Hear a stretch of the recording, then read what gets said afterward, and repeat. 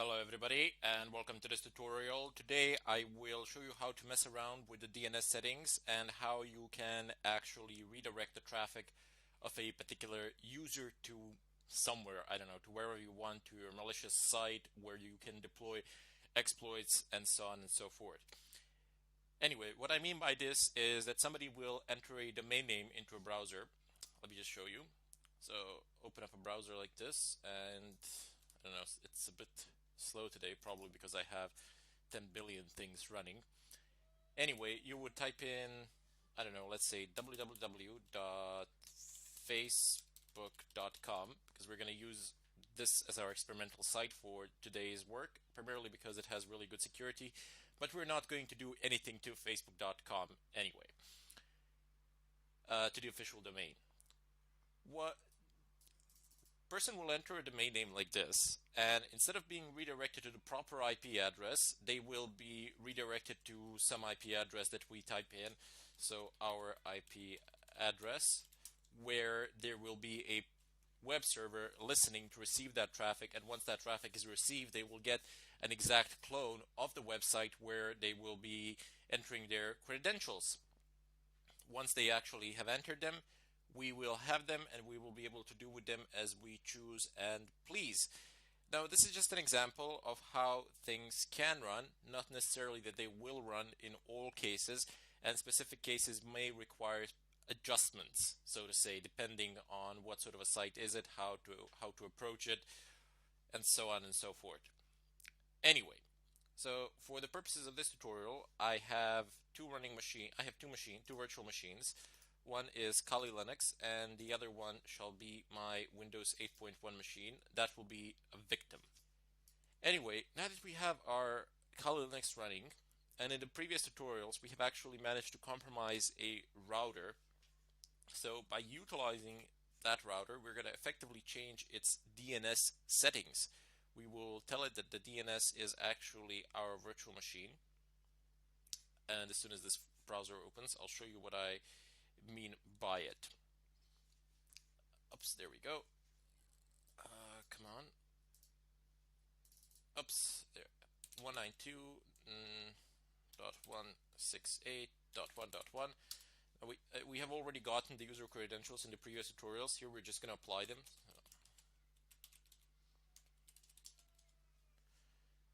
And there we go. Let me just zoom it in for you. So this is the interface of a TP-Link router, and there are lots of settings here, but we are interested in the DNS settings, and let me just find them to see where they are. You will encounter a lot of things in these routers. You will encounter different configurations, different setups, and sometimes it can get a bit tiring to actually find where is what. Now, on advanced setup, you have firewall. Now, if you already breached a router, you can actually disable a firewall, which is fantastic. So even the ping of death will fly if the firewall isn't up and running. I suspect that that is true, as the firewall is the only thing blocking it here, as far as I can see. Now you have a lot of other things. You have NAT, you have routing to see who is connected. Other things as well. You have VLAN. You can go into ADSL and actually figure out the credentials there as well. But we are not interested in any of those things. We are at the moment looking for the DNS settings, and I suspect internet. Get IP address, static gateway, NAT, default route, TCP, encapsulation, service, bridge, ISP, virtual circuit. Okay, apparently it is not here. Let's go to the next one. It says, there we go. So it says use auto-discover DNS server only, and I don't want that to happen. I want to use user-discover DNS servers only to give me an option for myself to type in whatever I want. And I'm going to type in the IP address of my virtual machine. You can get it by typing in ifconfig. Oops. Excellent, there we go. So this is the IP address. Now these IP addresses are dynamic, and hopefully they won't change for the duration of this tutorial. in order to perform this attack on a larger scale, like if you want to remotely do this, because this attack is actually meant to be done on remote basis. So let's say that you're somewhere in Europe and somebody else is like in Eastern Russia or something like that. You would be able to do this, but you would need to have a static public IP address, not necessarily even static, but you would need to do significant configuration to your router in order to be able to do this. However, I recommend for the ease of use just to get a VPN, and I have described how to use VPNs in the previous tutorial, so you can go back there and figure out how to use a VPN. And once you have a VPN static IP address, then you can actually perform this attack on great distances outside of local networks. I will type in this server here, and once you actually type in your fake DNS server that you will create, the IP address of that server, it is always a good idea to have a fallback here. So the fallback here will that server, it is always a good idea to have a fallback here. So the fallback here will be 8.8.8.8.8. This is the public Google DNS. These are public Google DNS servers. You can all feel free to use them. That's why they're there. They're pretty good actually. OpenDNS and Google DNS servers. Those are the two best DNS servers out there in the world, as far as I know. And people tend to use them as they are quite secure.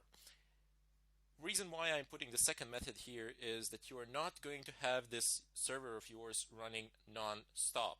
You want to run it for a certain period of time, get what you need, and then you might want to turn your machine off or something like that. And once you do that, your victim will be unable to browse the web, and you will raise suspicion, you will raise a lot of red flags, and that can be extremely problematic. So that's definitely something you want to have here, so that it will keep on functioning even if your fake DNS server is not functioning. Click save and wait for it. It's gonna save eventually. These routers are not state of the art, and they tend to be kind of slow. So keep that in mind. Don't immediately be frustrated if it doesn't work out the first time. Just try it a couple of times, and it should work just fine. Let me just go ahead and clear this screen. Now, in the next tutorial, in the follow-up tutorial, we will actually employ some tools and see what we can do with them. Until then, I bid you farewell, and I hope to see you in the next follow-up tutorial.